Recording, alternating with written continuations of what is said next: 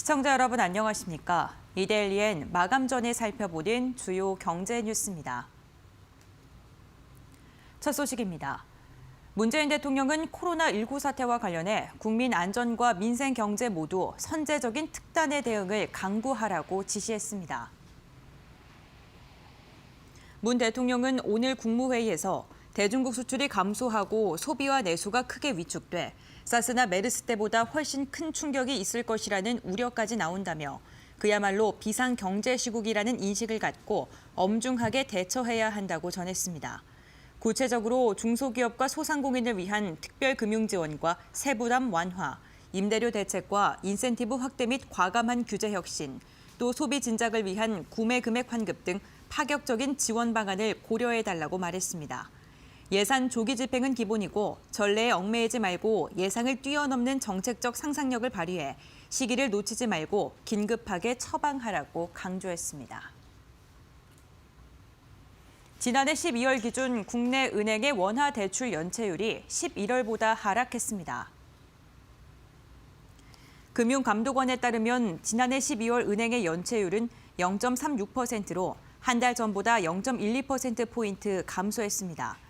연체 채권 적리 규모가 신규 연체 발생액을 크게 웃돌았는데 이에 따라 연체 채권 잔액이 6조 2천억 원으로 줄어들어 연체율이 떨어진 것입니다. 기업 대출 연체율은 0.45%로 같은 기간 0.17%포인트 하락했습니다. 금감원 관계자는 은행들이 분기 말에 연체 채권을 평소보다 더 많이 정리하는 경향이 있는데 연말에는 정리 규모가 더욱 커진다고 설명했습니다. 가계대출 연체율은 0.26%로 0.05%포인트 하락했습니다. LG 구광모 대표가 디자인 경영센터를 방문해 출시 예정인 제품들의 디자인을 직접 살펴봤습니다. 구광모 대표는 이 자리에서 디자인이야말로 고객 경험과 감동을 완성하는 모든 과정이라며 디자인의 역할을 강조했습니다. 이어 일하는 방식이 개방적이고 창의성과 다양성이 존중돼야 한다고 당부했습니다. 특히 LG전자의 디자인 부분 리더들에게 새로운 고객 경험을 선사하는 디자인을 쌓아 고객 감독의 품격을 높여주길 기대한다고 전했습니다. 아울러 구 대표는 올해 출시 예정이거나 검토 중인 LG전자의 스마트 도어, 벽 밀착형 올레드 TV 등 가전제품들과 커넥티드카, 디지털 콕핏 등 자동차 관련 제품들을 살펴봤습니다. 현대차 그룹과 현대건설기계가 수소 연료 전지를 기반으로 한 중대형 건설기계 개발에 나섭니다.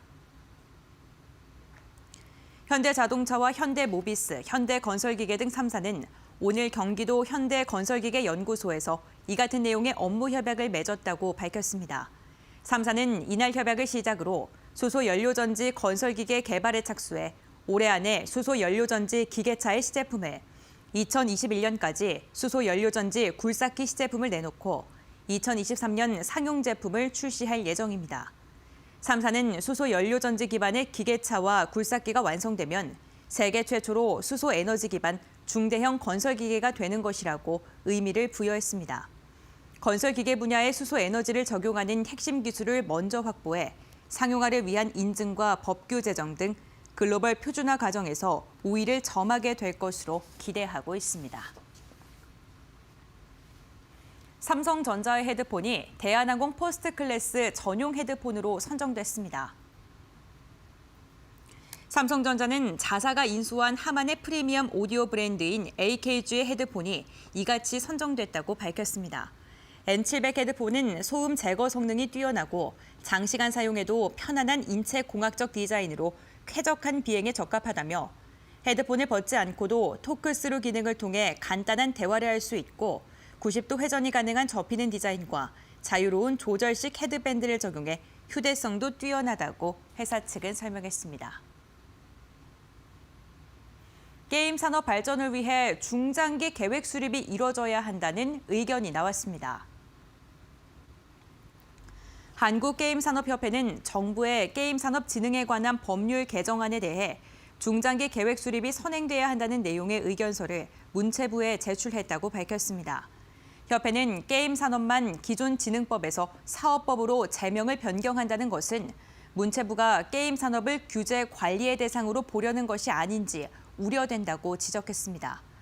또 대다수 조항이 대통령령 위임으로 불확실성을 증대시켰다며 청소년 나이를 만 19세 미만으로 정의하는 것은 만 18세 미만인 영화, 비디오 등 산업과 비교하면 역차별이라고 주장했습니다. 이어서 이 시각 간추린 뉴스입니다. 대림산업은 싱가포르 육상교통청으로부터 주롱 이스트 환승역에 신규 개통하는 주롱 지구 노선을 연결하는 공사를 수주했다고 전했습니다. 공사 금액은 1,680억 원가량입니다. 방탄소년단의 신보 국내외 선 주문량이 402만 장을 돌파하면서 앨범 사상 최대치 경신을 이어갔습니다.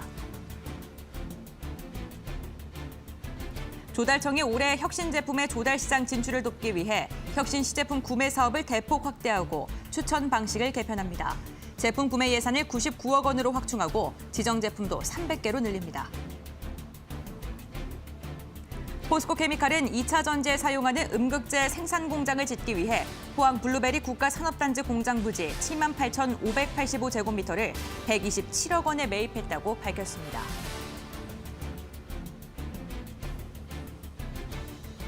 이데일리엔 마감 전에 살펴보는 주요 경제 뉴스 함께 확인해봤습니다.